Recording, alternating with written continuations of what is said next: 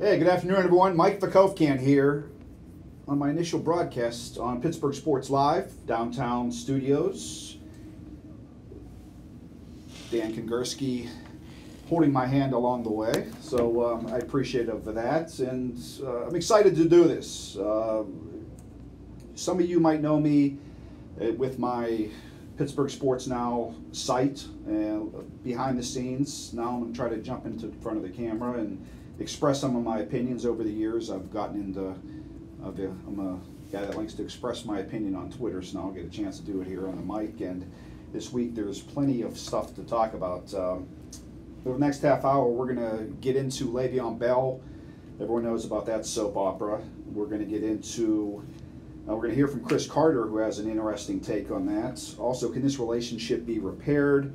We're going to get into the Pitt-Penn State series, why I think Pitt will beat Penn State this year. How many wins is Pitt going to have? An interesting comment from Pat Narduzzi, and also tonight's the start of the NFL season, and I will give my NFL predictions. But first, we got to jump into LeVeon Bell.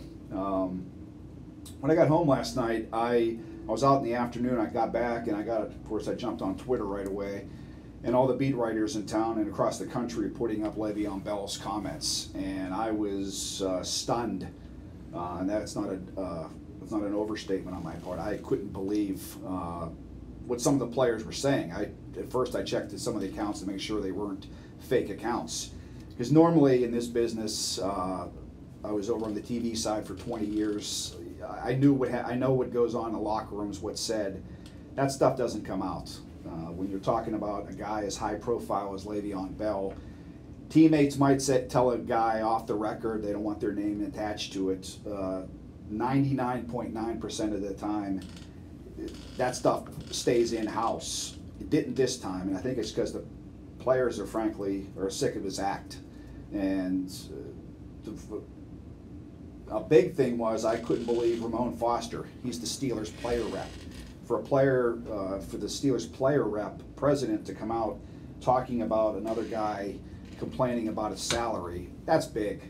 You have a guy like Ramon Foster, who's one of the most respected guys in that locker room.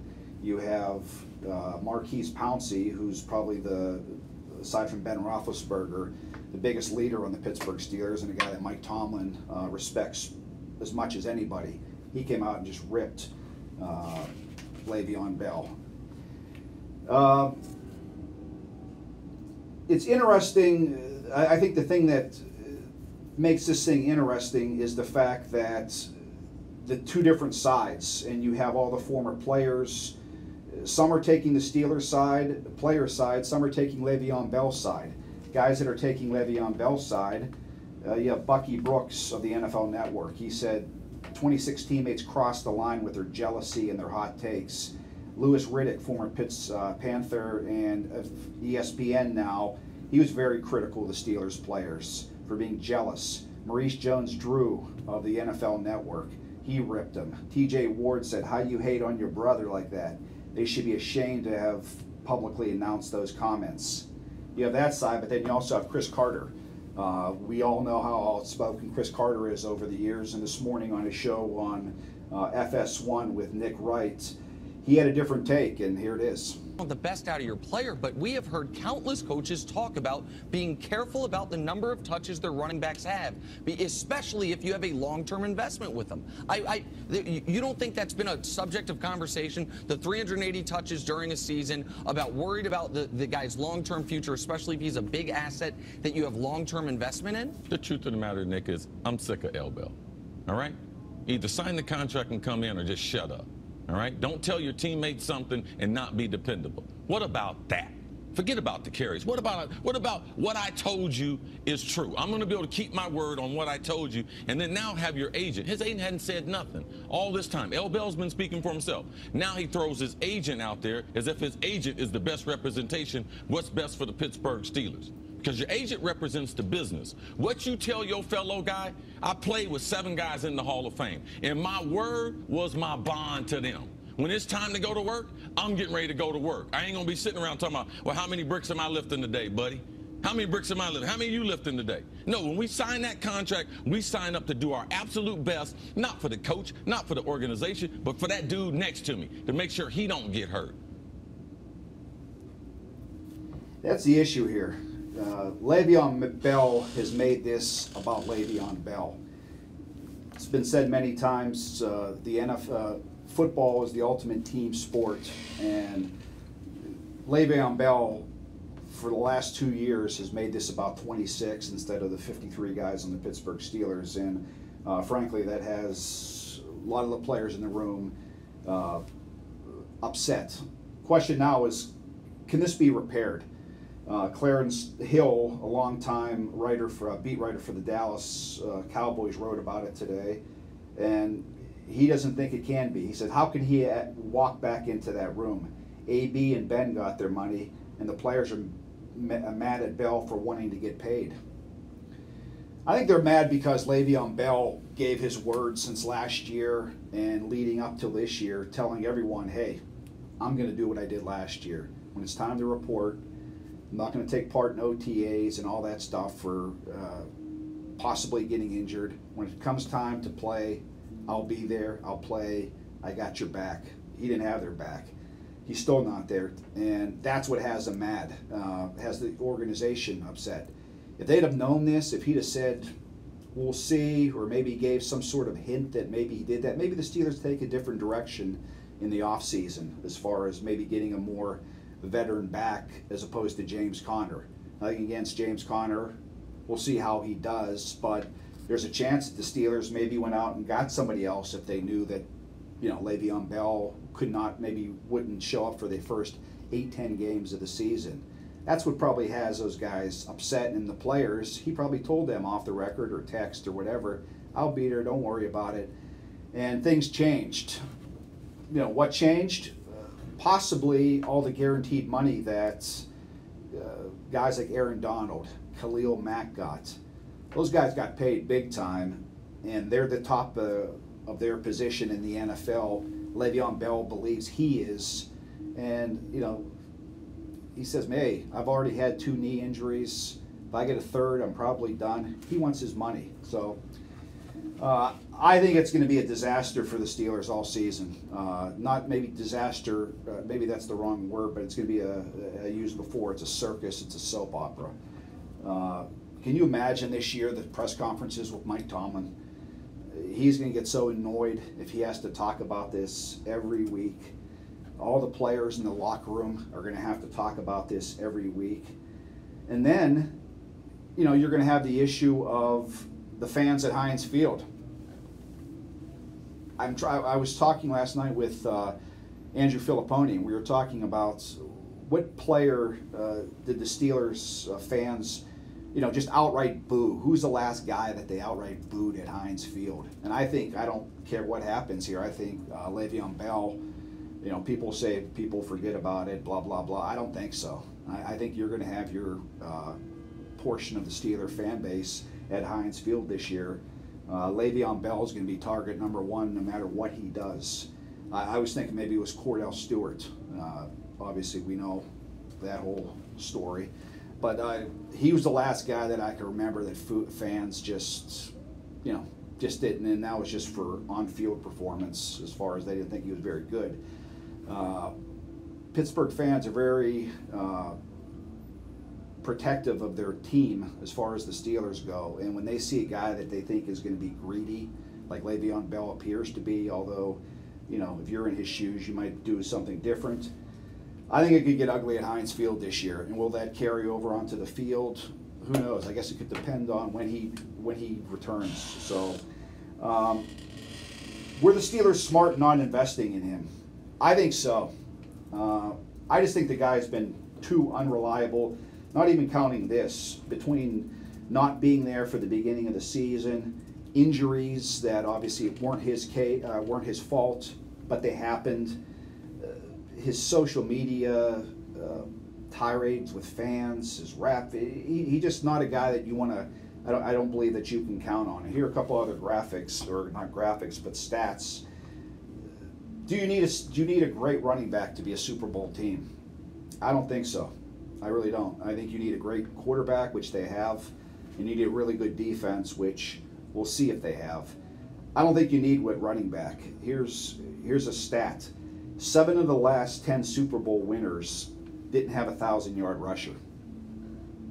What's that tell you? Probably threw the ball a lot. They had back by committee. Here's another one, courtesy of my partner on Pittsburgh Sports now, Joe Steigerwald. I'm going to ask you this question. What do these names have in common?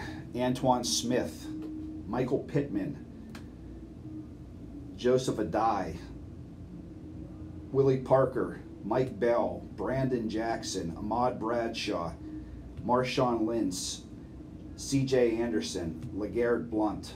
Yeah, those were the leading rushers on Super Bowl winning teams. Any of those guys you think are great? Super Bowl, Hall of Fame backs?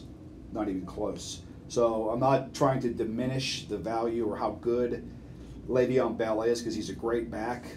But I think if you have backs, enough backs like the Patriots do, like the Eagles did last season, I think that's the blueprint of being successful. And we'll see whether or not the Steelers have that or not. I know everyone's excited about some of the guys they have in their backfield now, but with Ridley, Connor, Samuel, we'll see. I'm not going to declare any of those guys great yet. We'll find that on the field, but I don't think not having Le'Veon Bell will kill the Pittsburgh Steelers. Not having Ben Roethlisberger, that's a different story. That'll kill the Pittsburgh Steelers. So we shall see. They open up Sunday against the Cleveland Browns. Surprised that a lot of people picking the Browns to win the game. I think the Browns will be improved. I think they might win 6 games this year. If they're lucky, 7. 6 would probably be good.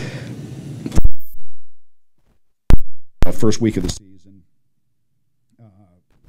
I'm going to go Steelers 31, Cleveland Browns 14. I think Steelers will cover and win convincingly. Now to the other game, the actual big game. You always have to, I guess, say the Steelers are the big game of the weekend. But Pitt opens against Penn State at Heinz Field on Sunday or Saturday night, 8 p.m. Heinz Field. I cannot wait for the game. I think it's going to be a tremendous atmosphere, national TV. You know all the story behind that. Who's going to win? I read something in Penn Live this morning. Every writer they had, including some writers here in Pittsburgh, everyone has picked Penn State to beat Pitt. A couple of the scores were within a touchdown. I'm going to pick, and this has nothing to do with me running a Pitt content site. I think the Steelers are going to, I think Pitt is going to win the game. I really do. I think they're going to win 31-24. I think they're going to beat Penn State by a touchdown. It's going to be take the over in the game if you're into that type of thing. But I think Pitt's going to win for a number of reasons. Biggest reason, I think they have a better defense, and I think they have better line play. I talked to Dave Wanstedt the other day on the phone, and he really liked Pitt's up front guys. He thought Pitt's offensive line is better than Penn State's defensive line, and Pitt's defensive line is better than Penn State's offensive line. He thinks it's going to be one up in the trenches, and I tend to agree with him. People might be a little bit disappointed what they saw against Albany with Pitt. I don't think they showed too much. It was a little, they did hit a couple passes, but I like Pitt. I think Pitt's defense is going to be the strength of their team this year, despite what you saw on Saturday. Pat Narduzzi finally has 2 deep on the offense or on the defensive and defensive line, linebackers, and secondary. And I think that's going to play a role. This is the 3rd year they've seen Trace McSorley. And surprisingly, against everyone else, he's done really well. He's a big-time quarterback in big-time moments. But Pitt's done pretty well against them. Last year, Pitt, time of possession, 38 minutes to Penn State's 21. They outgained them in total yardage. Problem was Penn State had the big weapons on offense, and those guys came through. Mike Gesicki, Saquon Barkley, and Trace McSorley. Problem for Penn State this year, though, is none of those guys, aside from Barkley, is back. And I think too many people are discounting the amount of loss that James Franklin's had to go through this during this offseason. Hey, I realize he's getting 4-star kids all over the place. However, to borrow a phrase from Keith Dambrot, those 4-star kids don't have much tread on the tires. Are they going to step into a primetime game on the road, national TV, and perform like 4-star players right at the beginning of the season? I'm going to say no. Now, if you're telling me this game might be played at the end of the season, last game of the year, maybe I'd pick a different winner. But right here, right now, where teams stand, what Pitt has returning from last year's team and what Penn State has returning, I think September 8th, Penn State doesn't have as much experience and talent as Pitt on the field. 4 years from now, that might be a different case, but we're not playing 4 years from now. We're playing Sunday or Saturday night, and I think Pitt's going to win. It's going to be a great game as far as Mike Ditka. It was announced last night. Pat Narduzzi announced that he is going to give the pregame talk to the Pitt team before they come out of the tunnel. I would pay a large amount of money to be in that locker room for that pregame speech to hear what Mike Ditka had to say. I don't know about you, but that would be tremendous. The other thing that this is going to have is it's going to be big for Pitt in the event, in the fact that the amount of recruits that they're going to have at the game. They're going to have, I would say, 3/4. I've confirmed over the last week or so of their recruiting class. They're going to have probably 3/4 of their recruits, even the kids from Florida, up for this game.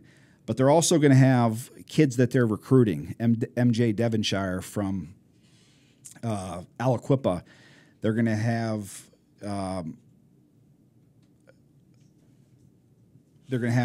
Jake Lugg from blanking here, North Allegheny. They're going to have Michael Carmody from Pine Ridge. They're going to have a ton of kids at the game, out-of-state 4-star kids. So this is going to be a chance for Pitt to really show those recruits, hey, we're going to hang with the big boys. There's an atmosphere here.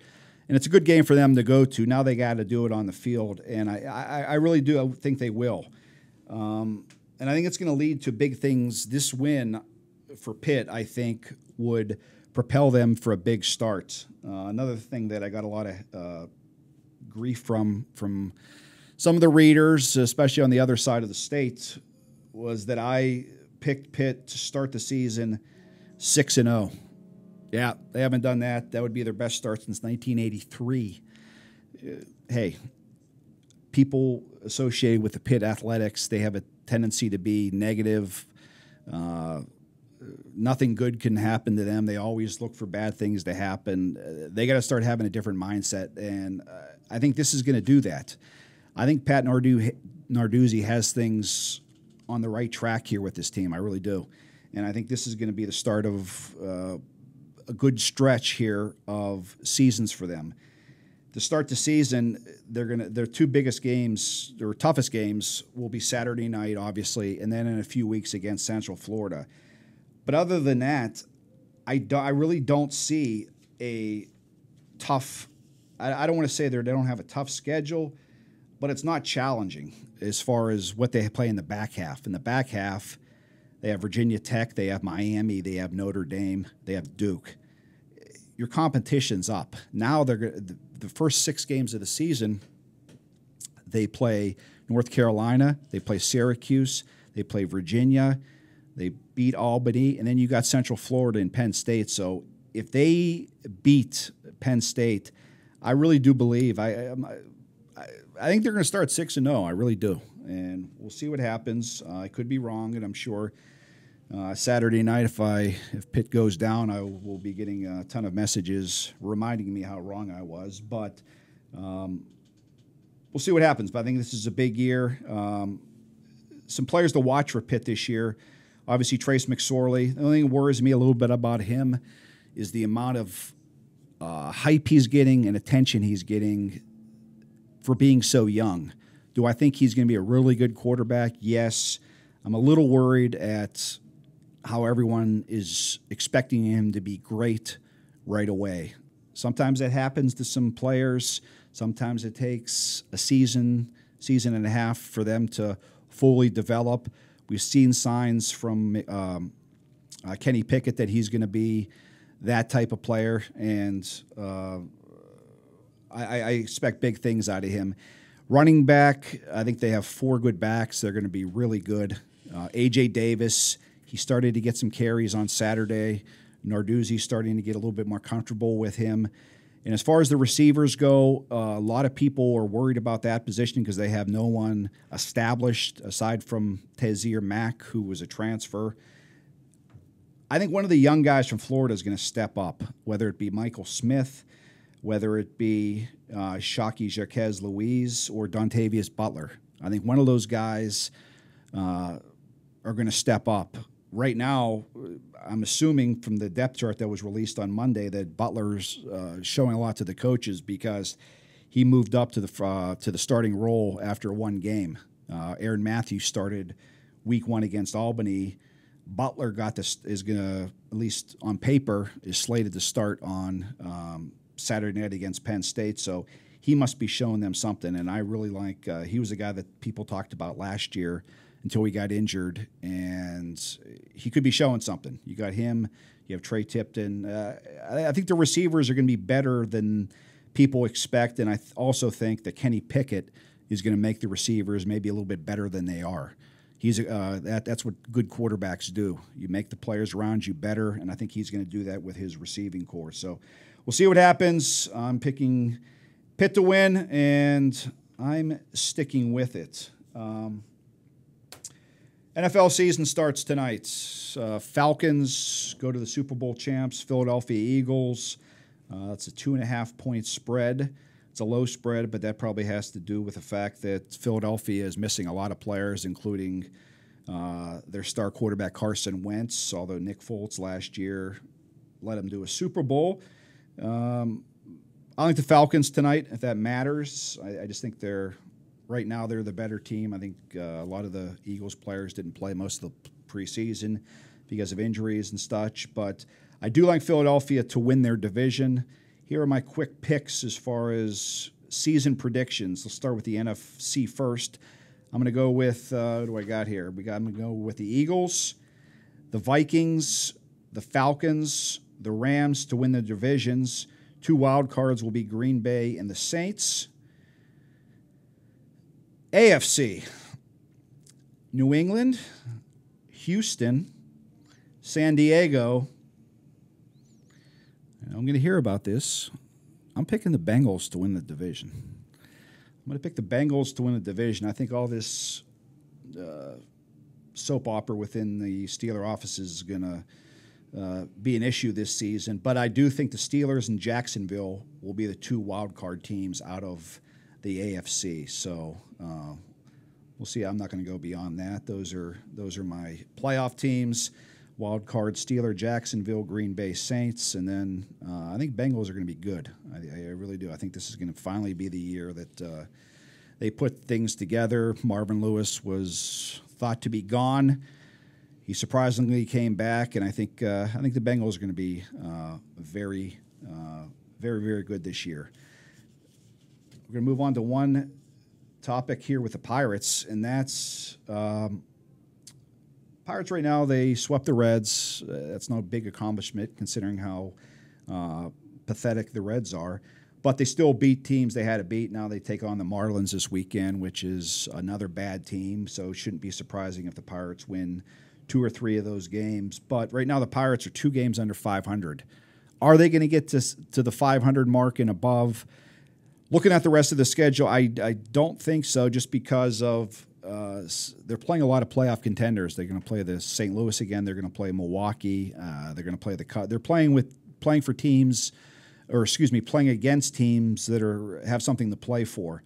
and they're good teams within their division. So I think they're going to be close. I could see them finishing 3 or 4 games below 500, which, considering everything into the season, I don't know if that's terrible. I don't know what your take on that would be. But I like there's some things here that I like about the Pirates. I know it's not a popular thing to do in town here. Anytime you praise the Pirates or say something good about the Pirates, you're considered to be a cheerleader, or however they label you on social media. But I think if you look at the pitching, and that's my biggest thing, is they have pitching finally with the rotation, I think with the bullpen, that sets them up to have success. If you don't have pitching, it doesn't matter what you're off, you're going to lose. They have half the battle here won with, I think they have one of the top bullpens in the National League. The trade with Texas solidified everything. They have one of the best closers in baseball, and they have guys in the 7th. The trade with the Giants to get Creek. They got Rodriguez from the Nationals. They have a bullpen that's set up now that can go dip into the 6th, 7th inning, and they're solid. And if Vasquez needs a night off, you got guys that can go into the 9th inning role. And now the encouraging thing is the rotation. And over the last couple weeks, the rotation and month that is, the rotation has been really, really good. Chris Archer hasn't lived up to, he's been a disappointment thus far, but I'm going to go by his stats on the, as they say, on the bubblegum card, and I think he'll eventually figure things out next year, and he'll pitch like an ace. Jamison Taillon, I criticized him a little bit at the beginning of the season for not pitching like a number 2 pick in the draft, and he's done that the last couple months. He's been tremendous. He's pitched like a first-round pick. If he'd have had some more support, both defensively and offensively, instead of 12 wins, he could be looking at possibly 15, 16 wins for an average team. Trevor Williams has been arguably the best pitcher in baseball since the All-Star break. ERA since July of under 1. Tremendous. Former first-round pick of the Marlins. Great trade by Neil Huntington. You don't get to say that very often with him.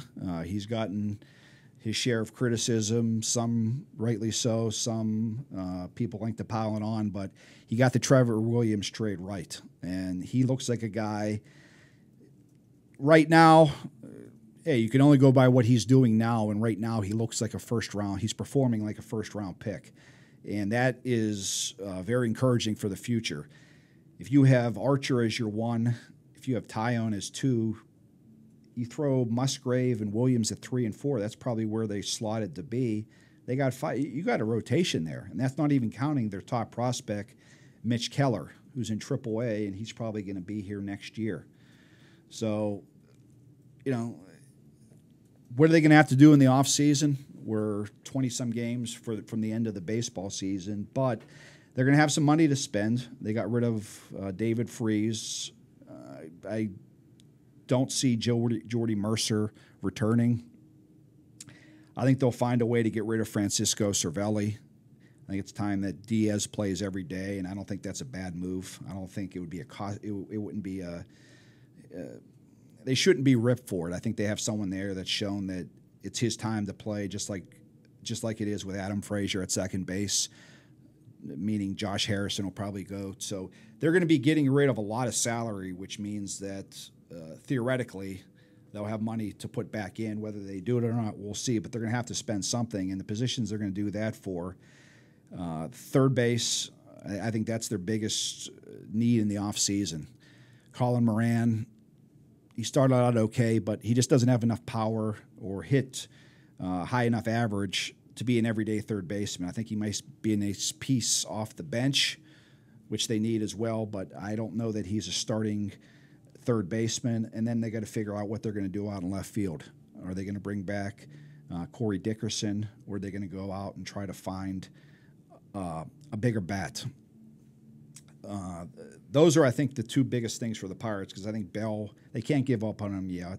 I think people are going to People are going to have problems with Bell in the offseason because of 1 year. I think he's too high of a rated prospect, having just one bad year to just say he stinks, get rid of him. I don't think they could operate like that. I think you have to give him at least another year, give him an offseason to try to turn things around. And then after next year, the middle of next year, if he's still struggling, if he's not hitting for power, if he's, his defense is never going to be there. But if he's not hitting where they need, like they need a first baseman to do, then I could see that. But Frazier will be the second baseman, and then you have Marte, Polanco, and then Newman will probably start at shortstop. So it'll be interesting to see what they do in the offseason, but hopefully they finish strong here and give some sort of hope for the offseason. This is going to be my first show, so I don't know how I did, Dan. You? Fantastic. Me? Yeah.